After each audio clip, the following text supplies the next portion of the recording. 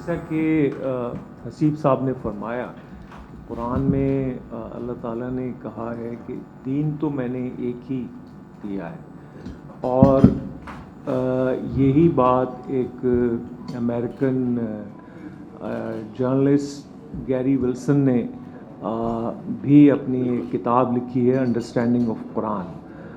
تو اس نے کہا کہ قرآن میں یہ ہے کہ جی اسلام حضرت محمد صلی اللہ علیہ وسلم لے کر نہیں آئے، یہ تو حضرت آدم کے زمانے سے ہے، اور جو بھی آج تک نبی آئے ہیں وہ اسلام لے کر آئے، چاہے وہ. اور جب ہم کہتے ہیں کہ 1,24,000 پیغمبر آئے، تو قرآن کی جو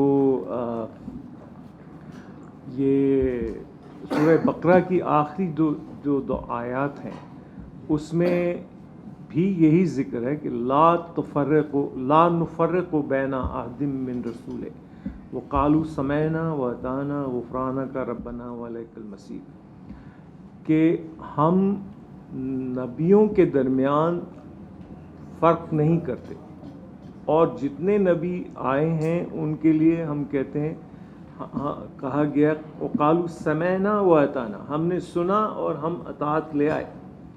تو جب یہ بات قرآن کہہ رہا ہے، اور یہ سورہ بقرہ کی آخری آیات تو سب پڑھتے ہیں اور سنتے ہیں، تو جو حسیب صاحب نے فرمایا کہ جی سمجھنے کی ضرورت ہے، قرآن کو سمجھنے کی ضرورت ہے، کہ جب اللہ نے یہ کہہ دیا کہ کوئی فرق ہی نہیں ہے، ہم رسولوں کے درمیان فرق ہی نہیں کرتے، تو جھگڑا کس بات کا ہے، نفرت نے کس بات کی ہے.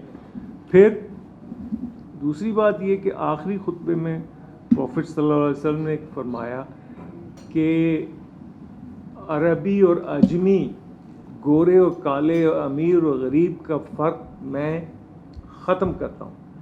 تو جب فرق نہیں ہے کسی انسان میں، اور جو اللہ کو مانتا ہے وہ مسلمان ہے، وہ اسلام کو فالو کرتا ہے، مطلب وہ اسلام کے دائرے میں.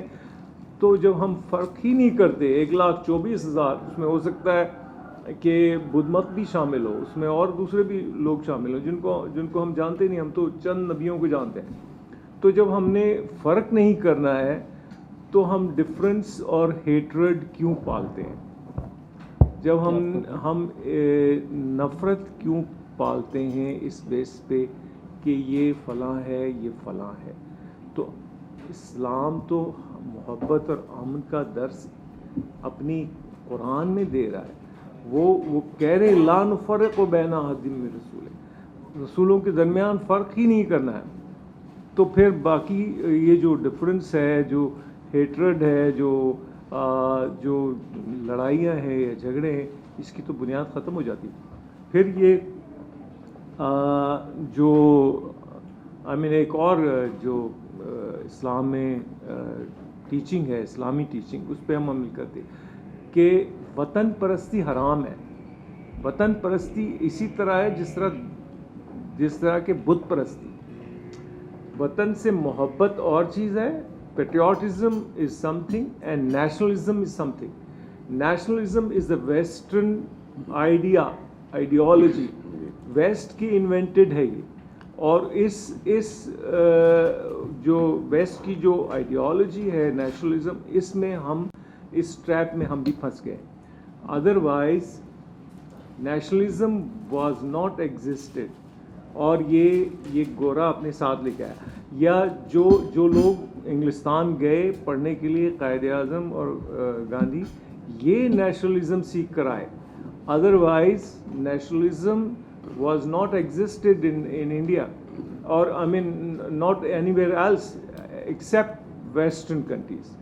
وہ نیشنلزم جو کیا جاتا ہے وہ at the cost of some other nation کیا جاتا ہے، to glorify their own national, their own country. وہ سپریس کرتے ہیں، ایکسپلائٹ کرتے ہیں، اور ان کا اپریسو بیہیویئر ہوتا ہے اگینسٹ. وہ پوری دنیا کو ڈیناؤنس کر کے وہ چاہتے ہیں کہ ان کی نیشن اوپر آ جائے. تو اس لیے نیشنلزم از این ایول.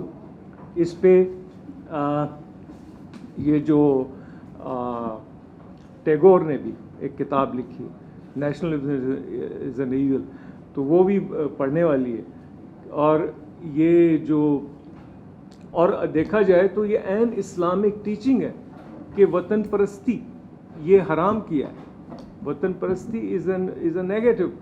تو یہ جو آج اگر ٹیگور کی کتاب دیکھیں یا پروفٹ صلی اللہ علیہ وسلم کا آخری خطبہ دیکھیں جس میں انہوں نے کہا کہ عربی اور عجمی جب ختم ہو گیا تو پھر نیشنلزم کس بات کا. جب عربی اور عجمی میں فرق ختم کر دیا, جب انہوں نے کالے اور گورے میں فرق ختم کر دیا, تو پھر نیشنلزم کہاں بچا, وطن پرستی کہاں بچی. تو یہ جو اگر ہم اسلام کی ٹرو ٹیچنگ اور اس پہ عمل کریں تو دنیا ایک محبت کا گہوارہ بن جائے. ہم خود پہلے سمجھ ہی نہیں رہے, گورے ہمیں بتا رہے ہیں, گیری ولسن ہمیں بتا رہا ہے کہ جی یہ تو اسلام ابھی تھوڑی آیا ہے, یہ تو حضرت آدم کے السلام کے زمانے سے ہے.